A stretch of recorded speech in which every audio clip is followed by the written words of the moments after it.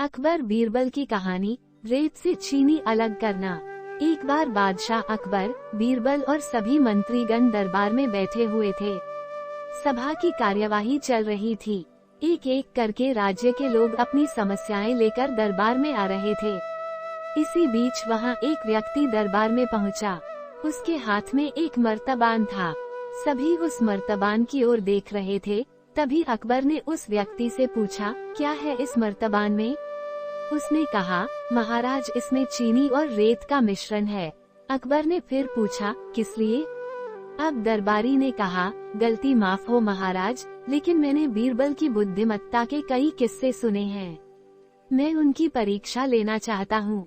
मैं ये चाहता हूँ कि बीरबल इस रेत में से बिना पानी का इस्तेमाल किए चीनी का एक एक दाना अलग कर दे। अब सभी हैरानी से बीरबल की ओर देखने लगे। अब अकबर ने बीरबल की ओर देखा और कहा, देख लो बीरबल, अब तुम कैसे इस व्यक्ति के सामने अपनी बुद्धिमानी का परिचय दोगे? बीरबल ने मुस्कुराते हुए कहा, महाराज हो जाएगा, ये तो मेरे बाएं हाथ का काम है। अब सभी लोग हैरान थे कि बीरबल ऐसा क्या करेंगे कि रेत से चीनी अलग अलग हो जाएगी। तभी बीरबल उठे और उस मर्तबान को लेकर महल में मौजूद बगीचे की ओर बढ़ चले।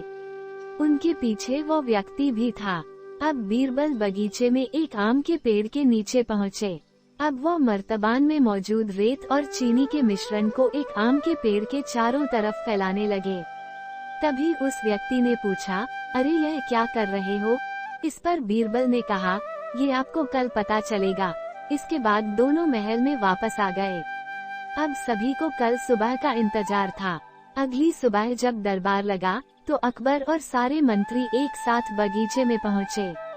साथ में बीरबल और रेत व चीनी का मिश्रण लाने वाला व्यक्ति भी था। सभी आम के पेड़ के पास पहुँच गए। सभी ने देखा कि अब वहाँ सिर्फ रेत पड़ी हुई है। दरअसल रेत में मौजूद चीनी को चींटियों ने निकालकर अपने बिल में इकट्ठा कर लिया था और बची खुची चीनी को कुछ चींटियां उठाकर अपने बिल में ले जा रही थीं। इस पर उस व्यक्ति ने पूछा, चीनी कहाँ गई?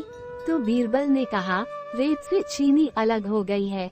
सभी जोर जोर से हंसने लगे। बीरबल की यह चतुराई देख अकबर ने उस व्यक्ति से कहा, अगर अब तुम्हें चीनी चाहिए तो तुम्हें चींटियों के बिल में घुसना पड़ेगा। इस पर सभी ने फिर से ठहाका लगाया और बीरबल की तारीफ करने लगे। कहानी से सीख, किसी को नीचा दिखाने का प्रयास आपके लिए हानिकारक हो सकता है। रोज नई कहानी सुनने के लिए चैनल को सब्सक्राइब करें और कमेंट में बताइए कहानी कैसी लगी। धन्यवाद।